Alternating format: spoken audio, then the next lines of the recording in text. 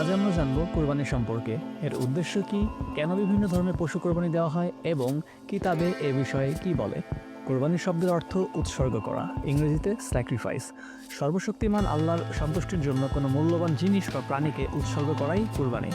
পবিত্র কিতাবে আমরা দেখি, পবিত্র ইনজিলে ইব্রানী তার 9:22 আয়াতে মুসার শরীয়ত মতে প্রায় প্রত্যেক জিনিসই রক্তের দ্বারা পাক সাফ করা হয় এবং রক্তপাত না হলে বা কুরবানি ছাড়া গুনাহের ক্ষমা হয় না। এখান থেকে আমরা জানতে পারি মানুষের পাপের কাফফারা শোধ করা এবং আত্মশুদ্ধি অর্জন করাই কুরবানির মূল উদ্দেশ্য।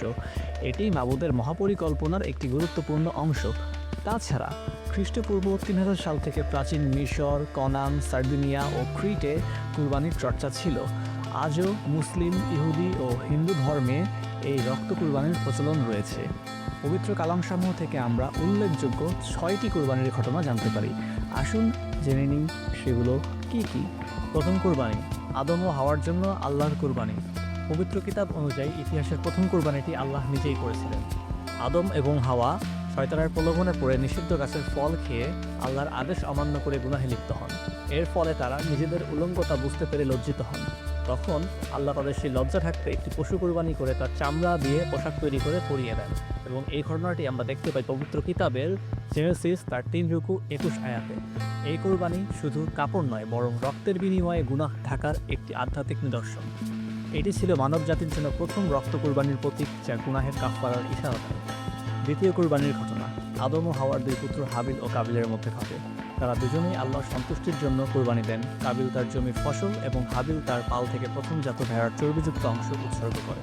পবিত্র তৌরাতের জেনেসিস তার 4:3-5 আয়াত অনুযায়ী মাবুদ হাবিলের কুরবানি কবুল করলেন, কিন্তু কাবিলের কুরবানি গ্রহণ করলেন না। এতে কাবিল রাগান্বিত ও ঈর্ষান্বিত হয়ে পড়ে এবং জেনেসিস তার 4:8 আয়াতে বর্ণিত আছে, সে তার ভাই হাবিলকে হত্যা করে। এই ঘটনা আমাদের শেখায় মাবুদ মানুষের অন্তরের মনোভাব ও উৎসর্গের মান দেখে কোরবানি গ্রহণ করেন, শুধু বাইরের দান বা উপহার নয়। তৃতীয় কুরবানি, পবিত্র তাওরাতের জেনেসিস তার 8:20-21 আয়াতে বর্ণিত আছে, নূহ আলাইহিসসালাম এর সময় সেই মহাপ্লাবন। মাবুদ হযরত নূহ আলাইহিসসালাম তার পরিবার ও অন্যান্য পশু পাখিদেরকে সেই 150 দিন ও রাত্রির সেই মহাপ্লাবনের হাত থেকে রক্ষা করেছিলেন। বিধায় নূহ আলাইহিসসালাম শুকনো ভূমিতে পা রেখেই মাবুদের প্রতি কৃতজ্ঞতা ও শুকরিয়া প্রকাশ করার জন্য তার উদ্দেশ্যে কোরবানি করেছিলেন। চতুর্থ কোরবানি, পবিত্র তাওরাতের জেনেসিস তার 22:1-19 আয়াত অনুযায়ী মাবুদ হযরত ইব্রাহিম আলাইহিসসালাম ও তার স্ত্রী সারাকে বৃদ্ধ বয়সে একটি প্রিয় পুত্র ইসহাক আলাইহিসসালামকে দান করেছিলেন। পরে মাবুদ ইব্রাহিমের ঈমান পরীক্ষা করার জন্য তাকে তার প্রিয় পুত্র ইসহাককে কুরবানি করতে আদেশ দেন। যদিও মুসলিম সমাজে এটি ইসমাইল আলাইহিসসালাম হিসেবে জানা যায়, তাওরাত ও কুরআনের সূরা আস-সাফফাত এবং অন্যান্য আয়াতে ইসহাক আলাইহিসসালামকে কুরবানি করার কথা উল্লেখ আছে। ইব্রাহিম আলাইহিসসালাম এই কঠিন আদেশ মানেন এবং তাকে মোরাইয়া পর্বতে নিয়ে গিয়েছিলেন। মাবুদ তার ঈমান দেখে সন্তুষ্ট হন এবং ইসহাক আলাইহিসসালামকে মুক্ত করেন, তার পরিবর্তে একটি ভেড়া কুরবানি হিসেবে গ্রহণ করেন। এই ঘটনা মানুষের গুনাহ ক্ষমার জন্য মাবুদের মহাপরিকল্পনার অংশ এবং নবী ইব্রাহিমের প্রতি একটি বড় ঈমানের পরীক্ষা ছিল। তবে বিশ্বব্যাপী মুসলিমরা সাধারণত ইসমাইল আলাইহিসসালামকেই কুরবানি হিসেবে মনে করলেও পবিত্র তাওরাতের জেনেসিস তার 22 এবং কুরআনের সূরা আস-সাফফাত 100-113 আয়াতে হযরত ইসহাক আলাইহিসসালামকে কুরবানি করার কথা উল্লেখ রয়েছে। এই ঘটনা তাওরাত এবং কোরআনের সূরা হুদ, সূরা আজ-জারিয়াত এবং সহিহ বুখারীর হাদিসে বর্ণিত, যা মাবুদের মানুষের গুনাহ ক্ষমার চূড়ান্ত পরিকল্পনার প্রকাশ। নবী ইব্রাহিমের মাধ্যমে এই মহাপরিকল্পনা প্রথমবারের মতো প্রকট হয়েছিল। পঞ্চম কুরবানি মুসা আলাইহিসসালামের যুগে ঘটে। মিশরের ফেরাউনের দাসত্ব থেকে বনী ইসরায়েলকে মুক্ত করার জন্য আল্লাহ তাকে প্রেরণ করেছিলেন। হিজরত তার 7:7-11 আয়াত। ফেরাউনের কঠিন হৃদয় ভাঙার জন্য 10টি গজব নাজিল হয়, যার মধ্যে শেষ গজব ছিল মৃত্যুদূতকে পাঠিয়ে মিশরের প্রতিটি পরিবারের প্রথম সন্তান ও পশু পাখির প্রাণ হরণ করা। হিজরত তার 11:1-10 আয়াত। বনে ইসরায়েলদের রক্ষা করতে মাবুদ তাদের প্রতি পরিবারের ছাগল বা ভেড়ার পাল থেকে 1 বছরের নিখুঁত পুরুষ বাচ্চা বেছে কুরবানি করতে আদেশ দেন। হিজরত তার 12:1-12 আয়াত। এরপর মুসা বনে ইসরায়েলি নেতাদের নির্দেশ দেন কুরবানির রক্ত দরজার চৌকাঠে লাগাতে, যাতে মৃত্যুদূত ওই ঘরগুলো অতিক্রম না করে, যাদের দরজায় রক্তের ছাপ থাকবে।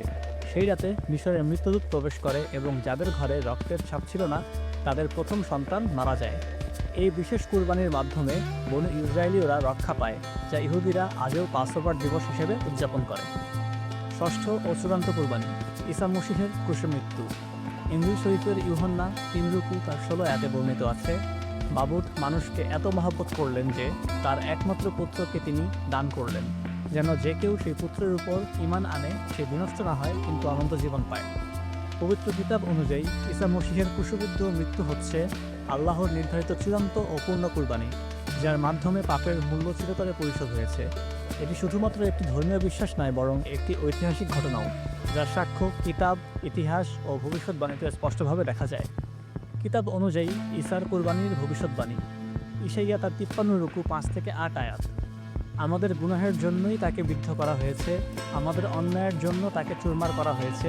যে শাস্তির ফলে আমাদের শান্তি এসেছে, সেই শাস্তি তাকেই দেওয়া হয়েছে। তিনি যে আঘাত পেয়েছেন তার দ্বারাই আমরা সুস্থ হয়েছি। আমরা প্রত্যেকে নিজের নিজের পথ থেকে ফিরেছি। মাবুদ আমাদের সকলের অন্যায় তার উপর চাপিয়েছেন।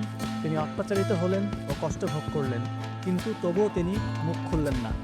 জবাই করতে নেওয়া ভেড়ার বাচ্চার মতো, লোম ছাঁটাইকারীদের সামনে চুপ করে থাকা ভেড়ির মতো তিনি মুখ খুললেন না। জুলুম ও অন্যায় বিচার করে তাকে হত্যা করা হয়েছিল। এই ভবিষ্যৎবাণী ঈসার ক্রুশবিদ্ধ হওয়ার 7 শতাব্দী আগে ঘোষণা করা হয়েছিল। ইউহান্না 1 রুকু 29 আয়াত। ইউহান্না বলল, দেখো, পৃথিবীর পাপ তুলে নেওয়ার জন্য আল্লাহর মেষশাবক ঈসা মসীহ নিজেই সেই পবিত্র কুরবানি, যিনি মানবজাতির জন্য নিজেকে দান করলেন। ঐতিহাসিক সত্যতা। ঈসার মৃত্যু শুধুমাত্র পবিত্র কিতাবে নয়, পবিত্র কিতাবের বাইরে ঐতিহাসিক দলিলেও উল্লেখ রয়েছে। তাকিটাস, একজন রোমান ঐতিহাসিক, খ্রিস্টানদের নেতা ক্রাইস্ট এর রোমান শাসকদের হাতে মৃত্যুদণ্ডপ্রাপ্ত হওয়ার কথা তিনি লিখেছেন। এইসব প্রমাণ দেখায় যে ঈসার ক্রুশবিদ্ধ মৃত্যু একটি ঐতিহাসিক ঘটনা হিসেবে প্রতিষ্ঠিত।